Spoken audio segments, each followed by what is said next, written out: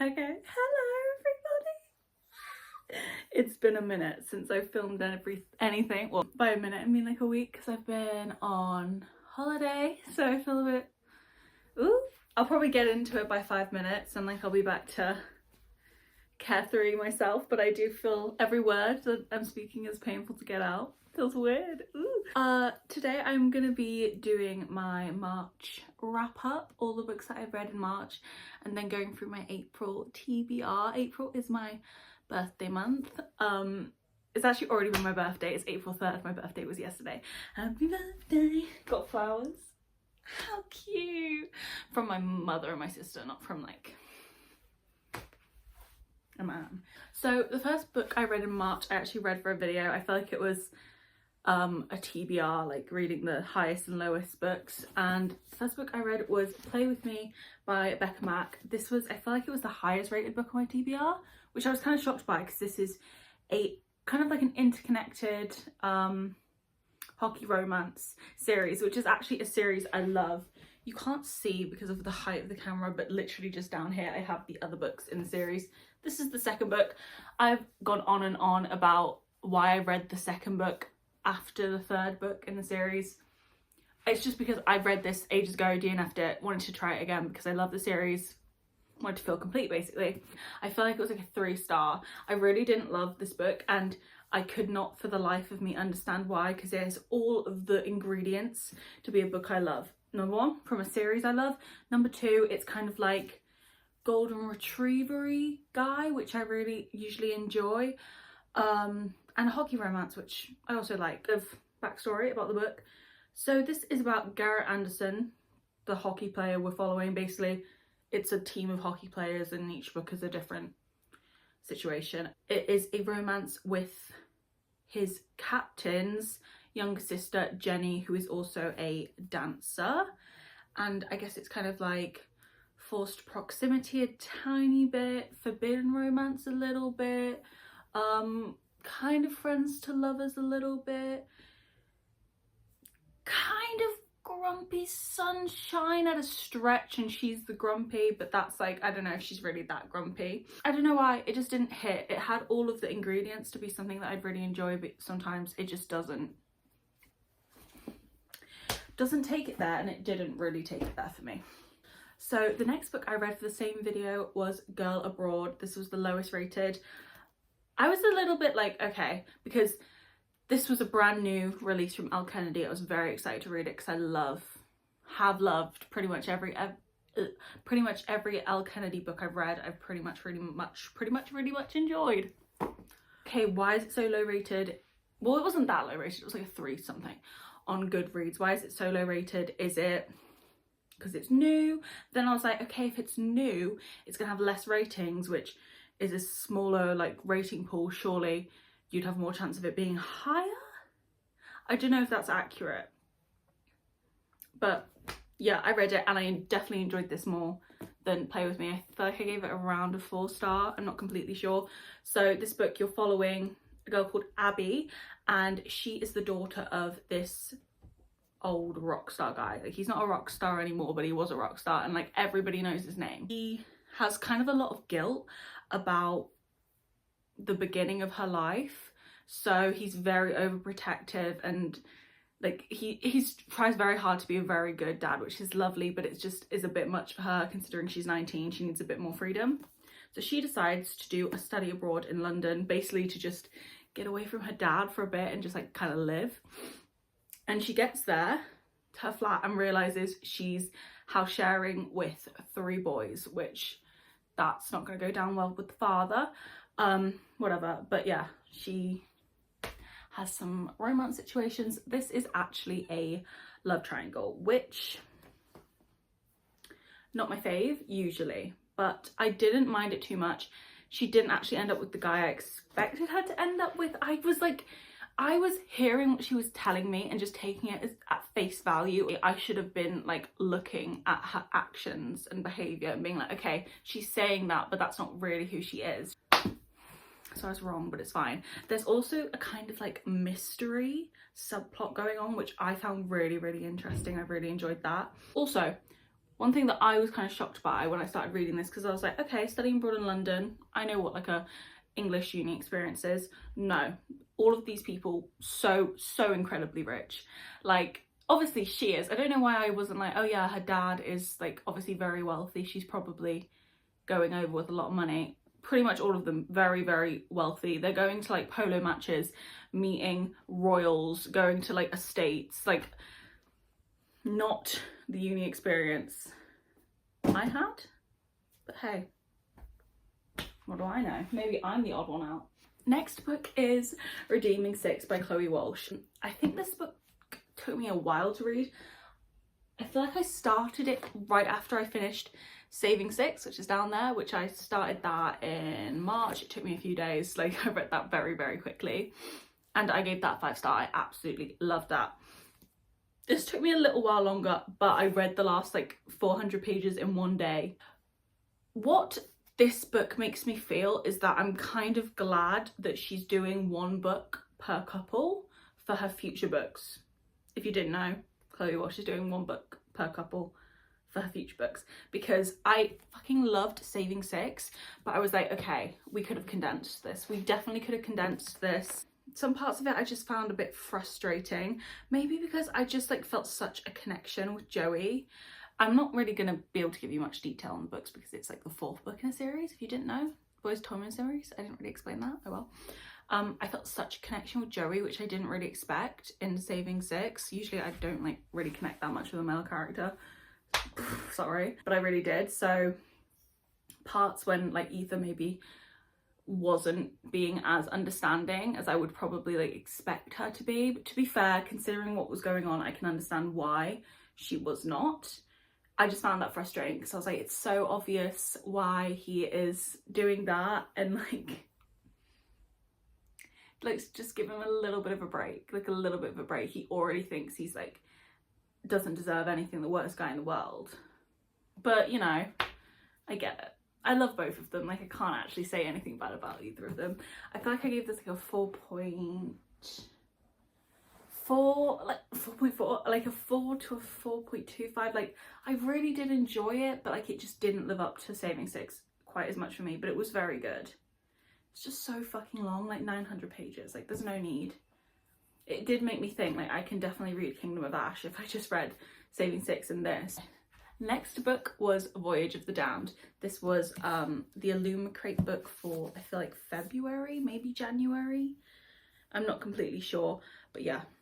Voyage of the Damned. I was very interested when I got this book. I was like, okay, this sounds fun, because it's like a fantasy with quite, on the outside looking in, I was like, oh, that could be kind of an interesting system, because it was like the world's broke. I mean, it's kind of basic. I feel like a lot of fantasies follow this thing of like the country is broken up into segments, and each segment is like ruled by a certain class of individuals, and it's all based on animals in this one. So like there's the elephant province, there's the tiger province, and the only magic in this place is each province has like the ruler of that particular province, and they're called the Blessed, I think, and they each have a blessing, and they're like in charge and they have a blessing, and that's like their power. Weird. So all of the Blessed get together on this boat. They're traveling somewhere. It's like a ceremonial thing. I can't remember why, but basically people start dying on this boat one by one. Parts of this book I really enjoyed. I actually really found the plot quite interesting. It was simple, but like it kept me engaged, and I quite liked the plot. But the fucking sexual innuendos in this book just like was sending me over the edge. It took me so long to read this, because every time the main character would say something that just made me go like, why have you just said that? I'd have to put it down. Just the most random times. And I don't know if the author was trying to just like bring a little bit of levity, keep like a light vibe going on. I don't know what the purpose was, but it did not work for me. It honestly just irritated me. And also, the main character has a 6-year-old following him around the entire time that he's saying all these things. I don't know. I just had a lot of problems with the tone of the book, but to be fair, this is not like my favorite genre. Like, I really don't enjoy like a fantasy that's written like in a kind of like light-hearted comical way. I'm like, I'd rather us just like take this seriously and I can like be engaged, because like people are getting murdered and it completely cuts any tension if you're like making a joke. And it's not in like a, oh, I'm like anxious, I can make a joke to cope kind of way. It's just fucking annoying. I don't know. I'm a little bit of a hater on this book. I feel like I give it like a 2 because I found the plot actually kind of interesting and it really ruined it for me, which made it even worse. The fact that I was kind of trying to like read it and enjoy it and these things kept happening and I was like why did you write that? Why did they say that? I don't understand. But again, not my thing. I don't love like a quirky fantasy. I also, I don't think this was YA, but it really read as YA. Except for like those little random sexual innuendos. So it really reads as YA, but then he says something really whatever. Let me pop my books up here because give us a little bit of an interesting background. Okay, the next book I read, I actually read this on my Kindle, which I don't have, and I read it on the plane when I was travelling and then finished it when I was there. I actually read The Housemaid by Frida McFadden, which, shock horror, I really don't read many thrillers, especially not like adult thrillers. Like I'll read like a YA mystery thriller any day of the week, love those, but an adult thriller is just not my vibe because the characters are unlikable, which I get why they're unlikable. They're meant to be unlikable. I don't want to read it though. I don't care. I don't want to read it. I don't want to read it. Also, I don't want to read about like men that do like cheat on their wives and stuff because I'm like, we get enough of all that horribleness in the real world. I want to come to my books and like have a moment of peace, like a moment of peace, and thrillers don't really give me that. I was like, okay, a plane ride, I felt like that's a good time, like it's fast paced, So yeah, I knew The Housemaid was widely loved. It's basically just this girl who needs a job. You find out pretty quickly she's just been in prison and she like really needs a job and can't get one. And this lady hires her to be their housemaid and it's like a great opportunity and she's like, wow, this is crazy, but it's kind of too good to be true. And then like just it's a weird vibe in the house and then we continue. Yeah. I wasn't shocked at all by the ending. I wasn't shocked at all by the twist. I pretty much was like, yeah, that makes sense. That's probably what would happen. I don't know. I was kind of underwhelmed, but it did keep me engaged for the flight. I gave it a 3-star. I don't think I'm going to continue though, because it's just not my thing. And from what I've heard, I think the next one, I think the next one's called The Housemaid's Secret, and it's apparently just like the same thing again.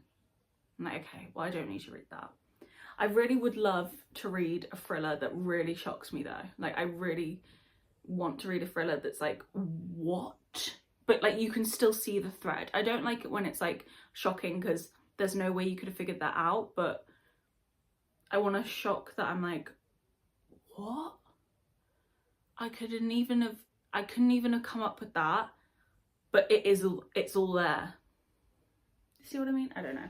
I then read In the Sun. Oh, I've literally been back for like 2 days. I'm like, I want to go back on holiday. I read Done and Dusted, mainly because the cover is so beautiful. I wanted an excuse to buy the book and I can display this on my shelf and it's gonna look freaking fantastic. This was like a 3-star cowboy romance situation. Going into it, I was already a little bit like skeptical because everybody loves the Chestnut Spring series. I read Flawless. We'll get there. We're getting ahead of ourselves. I read Flawless and I was pretty underwhelmed. I was like, this is just run-of-the-mill, basic, standard romance. I'm not going to remember a single thing about this plot, which I don't. It was fine. So I read this. I feel like I actually rated Flawless higher than this. I feel like this is like a 3.5. It was fine. It kept me engaged. It kept me interested, but then again, I was like sat by the pool in the sun. If there's ever a time that I'm going to be engaged in a book, it's then. So this had its best possible chance of interesting me, and it was still only like a 3.5. I think this is brother's best friend, and it's also like a girl coming back to her hometown. yeah, I just, like, I only read it like a week ago and I don't really remember much that happened, but I do think I liked it when I read it. It was fine. I would honestly buy it just for the cover and then read it so you can justify having it. Okay, so straight after I finished that, I picked up Wildfire, and I definitely enjoyed this more than Done and Dusted. This I read very quickly, and I remember my friends when I was there, she said something like, oh, you're so cute, and I was like, what? And she was like, every time you have a second to sit down, you pick your book up and like start reading. And I'm like, yeah, but that's because I'm enjoying the book. This is the second book in, what is that series called? Maple Hills? It's the book after Icebreaker.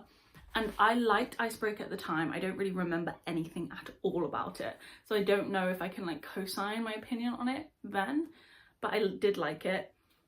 I don't know if I like this more. I don't know, because I don't remember, but I did quite enjoy this. It's like a 4.25. It's pretty good. It's basically about Russ and Aurora. Russ is on the hockey team, but there's like no hockey in this. They meet right at the end of the like college year, school year, whatever you call it, and they sleep together at a party, and there's like a little bit of a miscommunication, which is annoying, but it's like fixed quickly, it's fine. And they like separate, and then they come to this summer camp where they're both going to be camp counselors, and they're both there, and they're like, oh, and there's a no fraternization policy, and Russ is like, okay. He's like a rule follower. He's like, okay, I'm gonna stick to the rule. And she's like, but why?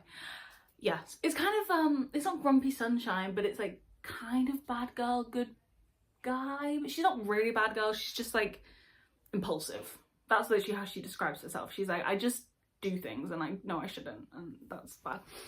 But Russ is like, I really liked him because he was the like sweet, kind of like shy, but like trying to build his confidence, really precious character. Great book to read in the summer as well, because they're like at summer camp around like pools, and not pools, like lakes and shit. Like, I don't know, I thought it was fun. Pop it there. Then the final book I read on like the last few days of my holiday was Heartless by Elsie Silver. I downloaded it on my Kindle and I was like, I need to give this series another chance, because so many people whose opinion I really, really trust love the series. Like, I need to give it another chance. I have picked up Heartless before, by the way. I've tried to read it like 2 times before, and I was like, okay, this is the final time. If it doesn't like work while I'm here right now, it's never gonna work. It was really good. It's like a 4.25 probably. Like, it was really good. I really enjoyed it. I feel like it's I don't remember the names, but that doesn't mean anything because I never remember anybody's names. Okay, so it's single dad trope, and he basically is looking for a nanny for his like son, because he needs to go work on the ranch, because he runs the whole ranch, like the family ranch, and he's having a hard time finding a nanny because he's like very protective, and all of the women who are like applying for it, he's like, they just want to sleep with me. He's straight up like, I'm not doing that, I'm not dealing with that, you need to be here to want to look after my child. So his brother's fiance, who the first book is about, is like, oh, I have someone for you. Her best friend, Willa, who is a bartender. She's just like come away from that for a bit, and she's like, okay, you could do this. He meets her before, like he meets her in that nanny context, and there's like an interaction that he's like, oh, hell no, you are not going to be the nanny for my kid. But she is. But she is. And yeah, they just come together, and it's really, really sweet because he's very closed off, cold, but he has very quickly develops a soft spot for her, and it all kind of comes not necessarily from like how she looks. He does find her attractive immediately, obviously, but he builds like his feelings for her because of how she is with his son, which is so fucking precious. Their relationship is so sweet. I don't mind kids in books. I know a lot of people don't love kids in books. I don't mind it. I really enjoyed this kid. He was really sweet, and the relationship between him and his dad and him and Willa was like so cute. yeah, I really liked it, and it has made me excited to continue the series, although I feel like this might be the best one. I've got a feeling that this might have been the best one, so I don't know. It's definitely not going to be like a 5-star series for me, I don't think, like a lot of people say it is for them, which I don't necessarily understand, because people will be like, oh yeah, that's like, rate the books all like a 4.5 and then be like, but it's a 5-star series. I'm like, well, it's not though, is it? There's not a single 5-star book. But hey, who am I to say anything? It's not my fucking business.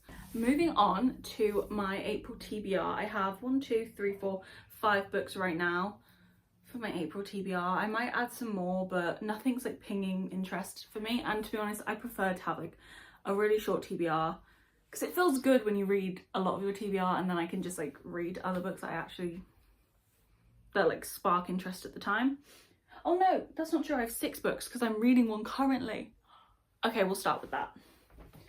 So the first book on my TBR, it doesn't have the dust jacket on because I don't do that, but it is Hunting Prince Dracula by Kerry Maniscalco. This is the second book in, is it called the Stalking Jack the Ripper series? I don't know if the series has like an overarching name, but the first book is Stalking Jack the Ripper. I started this last night. I haven't read a lot. I was really excited about the series, so I got the whole box set for Christmas, and then I read the first one and it was like a 3.5, I don't know, it was like around there. It started off so slow and then it kind of picked up, but I did read it in a 24-hour video, so like it had a really good chance of like, I read it in one sitting, which I feel like makes you like them more, you know what I mean? But I'm gonna continue because I have them and it still does kind of interest me. I kind of like the dynamic between like the main character and her like sidekick potential love interest situation. So yeah, reading that right now. We'll see how it goes. Next book is The Love Wager by Lynn Painter. This isn't actually my book, this is my sister's. I actually got this for her like last September, maybe it must have been, yeah, last September for her birthday. And I've said this multiple times before as well, but I do this for my mum and my sister kind of a lot. I'll read a book and like annotate it with just my like stupid little thoughts, and I don't know, that's apparently a really nice present. I mean, I would love it if someone gave that to me. That feels really like nice, and like time has really been spent on that. But yeah, they really enjoy them, so I continue to do them. I haven't done this one yet though because well, it was the first time I ever was going to do it for her, so I didn't do it, and I said if you want me to, I will read them and like annotate them. She wanted me to, and I just haven't got around to this one because I don't know, it just doesn't really, I don't really care to read it, so it like just doesn't spark interest for me. But I am going to do it this month because I need to get it done. Next book is What the River Knows by Isabel Ibanez. I don't know if that's how you pronounce her last name, but hey ho. This was on my TBR last month and I've had this since like December. I really want to read this. This like really sounds so interesting to me. It's like a romance, it's set in like Egypt. I think there's a little bit of a mystery with like the girl's parents in here going on. Like it sounds right up my alley. For some reason I just haven't picked it up. I kind of think I just ran out of time at the end of last month because I wasn't going to take like a hardback on holiday with me, and I hadn't read it before I was going, so hopefully I'll get to that. Really need to get to that. Next, I'm so scared. Kingdom of Ash. I need to read Kingdom of Ash because when did I read Empire of Storms, Tower of Dawn? I thought that was January, wasn't it? Yeah, so it's been like 2-3 months probably. I think I finished it at the end of January, so it's been like two months about. I need to read it or I'm gonna like lose like little plot points and like it's gonna just be confusing to pick back up. I've probably lost plot points. It's going to be confusing to pick back up, so I need to read this as soon as possible. It's just so intimidating, like so fucking intimidating. But like I said, if I can read Saving 6 and Redeeming 6 like back to back, I can do this. I do love the series as well, and I know everybody like says this is an amazing ending. Like I do think this book will probably be a 5-star. I hope it will. I'm excited. I also have seen some very slight spoilers to all you people on TikTok who like to make fan art and put it on TikTok. So it comes on my For You page because I'm interested in Throne of Glass, but I haven't read the last book yet. Stop doing that. I don't remember what the first one was because I saw it and I flicked straight away. It's completely gone out of my mind. I don't remember what it was. I'm not even going to try and think about it so it comes back in. But I do remember the second one I saw, and I'm pissed at you. It's so selfish. Like, I was just looking at it, I was like, oh my god, that's amazing. That's such a good drawing. And then I realised what I was looking at. Like, the devastation I felt when I realised what I just, like, spoiled for myself. But it's fine. I'm sure there'll still be a lot of surprises and fun going on. But I'm still pissed. Next book. The Reappearance of Rachel Price literally came in yesterday.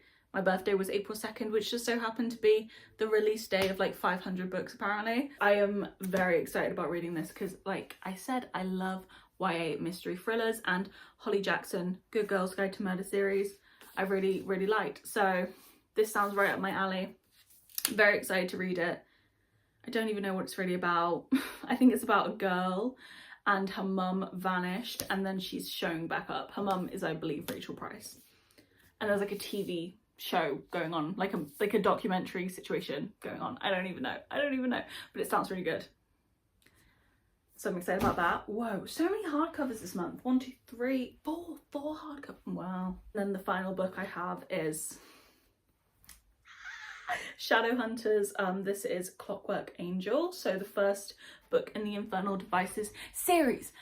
Now, I got this box set for my birthday yesterday.